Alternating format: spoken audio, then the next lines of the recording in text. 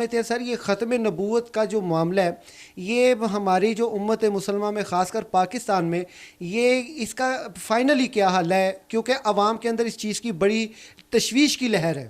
ختم نبوت کے حوالے سے بات کرنا یہ ہمارا دینی رائٹ ہے، اور محمد رسول اللہ آخری نبی ہیں، ان کے بعد اب قیامت تک کوئی نبی نہیں ہوگا، اس کا تصور بھی نہیں کیا جا سکتا۔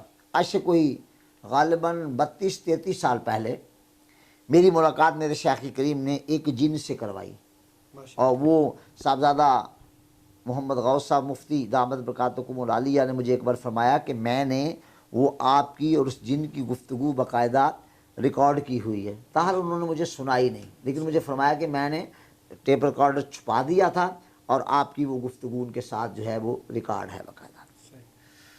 تو میں ان سے سوال کر رہا تھا، موقع جو ملا ہوا تھا، میں نے کہا اچھا آپ نے داتا صاحب کو دیکھا؟ جی دیکھا۔ میں نے کہا اچھا آپ نے فلاں بزرگ کو دیکھا؟ جی دیکھا۔ میں نے کہا غوث اعظم کو دیکھا؟ جی دیکھا۔ ایسے وہ دعا کرتے تھے، یہ باتیں کرتے کرتے میں نے کہا اچھا پھر آپ نے جو ہے وہ صحابہ کرام کو دیکھا؟ اس میں بھی انہوں نے کہا کہ جی دیکھا۔ ہماری عمر کے بارے میں دو روایتیں، ایک تو یہ ہے کہ ہماری عمر صفر ہے، صفر، اور دوسری روایت یہ ہے کہ ہم صدیوں سے ایسے ہی ہیں۔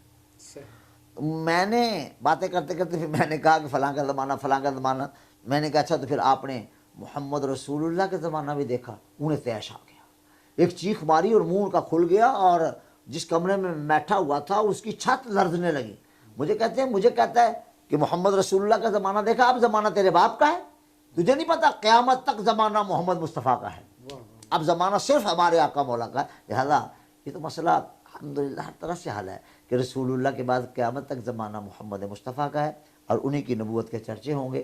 جو اس کے خلاف بات کرے وہ قطعاً یقیناً بدبخت ہے، اس کی بدبختی میں کوئی شک نہیں، اور جو ان کے لیے نرم گوشہ کرے ان کی بھی بدبختی میں کوئی شک نہیں۔